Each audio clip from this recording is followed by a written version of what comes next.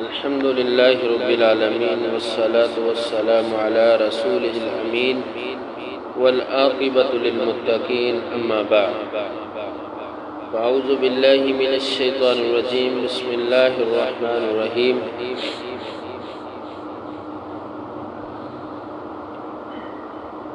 توحید فی العبادہ، عبادت میں توحید کا ہونا۔ جس طرح کل توحید کی 3 اقسام آپ کو بیان کی تھی،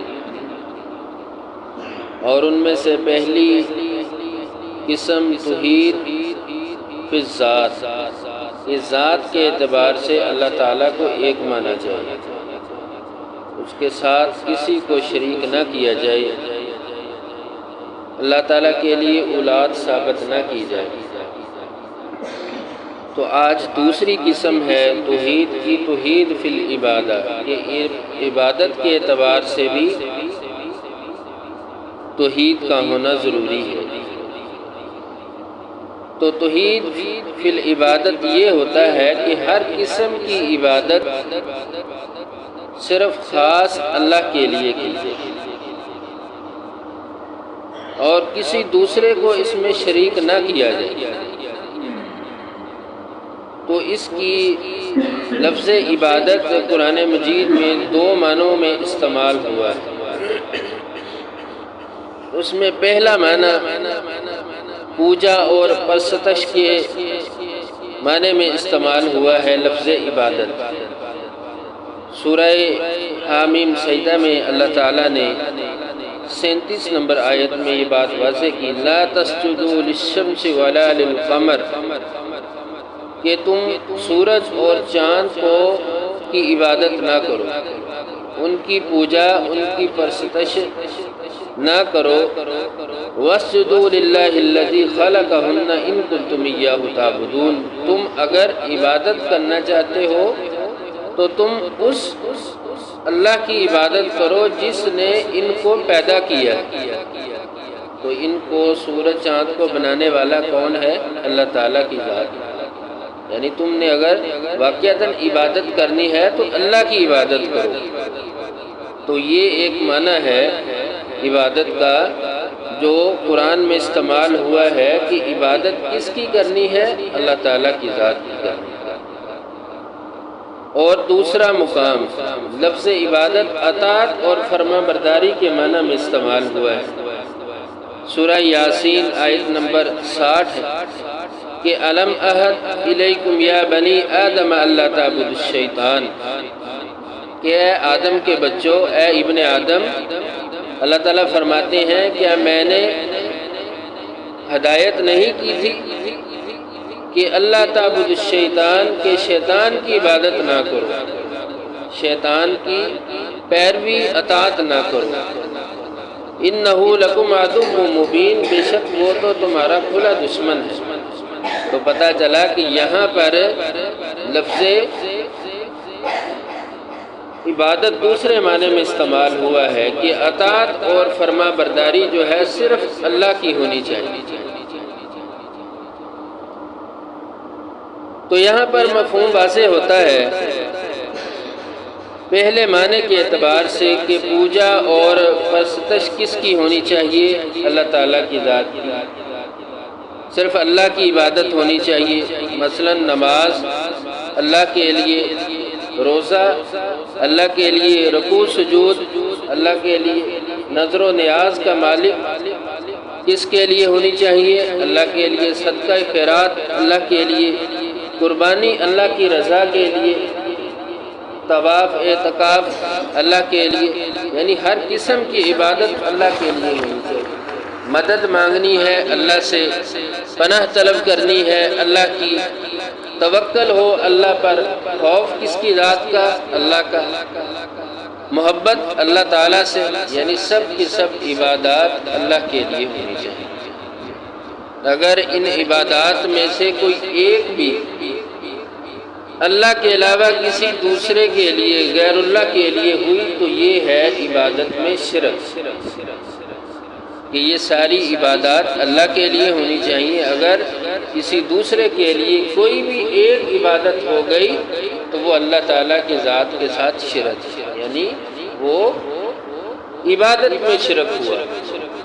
اور دوسرا معنی کہ اطاعت و فرما برداری، تو اطاعت و فرما برداری کے اعتبار سے توحید فی العبادہ، یعنی عبادت میں توحید یہ ہے کہ تمام تر معاملات میں اطاعت و فرما برداری اللہ تعالیٰ کی ہونی چاہیے، صرف اللہ تعالیٰ کا حکم اور قانون چلنا چاہیے، اللہ کے حکم کے علاوہ، اللہ کے قانون کے علاوہ کسی دوسرے کا حکم نہیں، کسی دوسرے کی پیروی نہیں، اطاعت و فرما برداری نہیں۔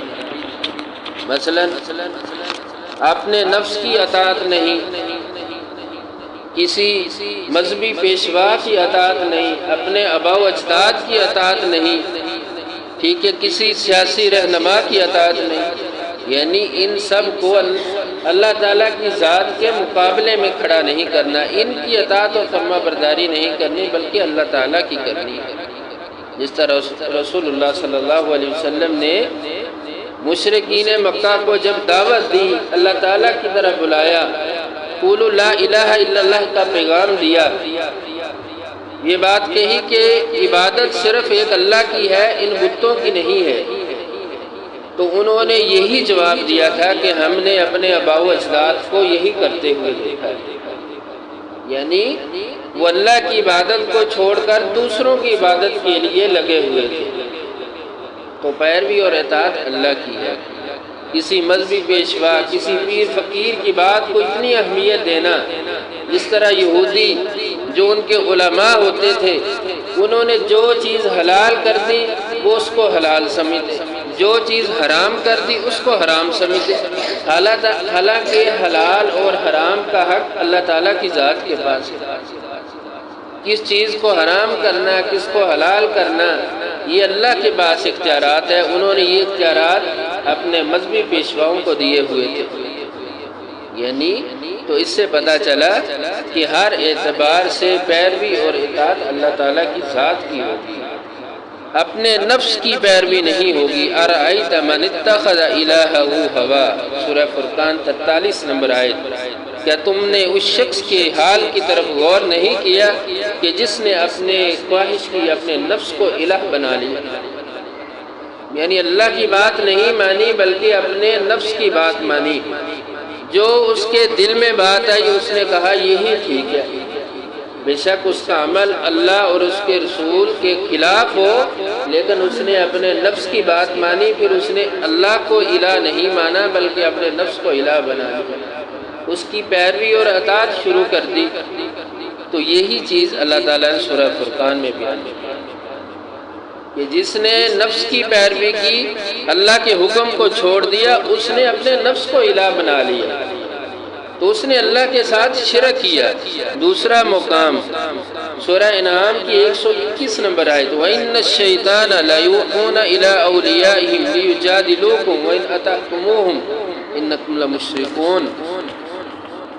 بے شک شیاطین جو ہیں وہ اپنے ساتھیوں کے دلوں میں شکوک و شبہات پیدا کرتے ہیں، اور وہ تم سے جھگڑا کرواتے ہیں، اگر تم نے ان کی اطاعت کر لی، ان کی فرما برداری کر لی تو تم نے یقیناً شرک کیا، تم مشرک ہو گئے۔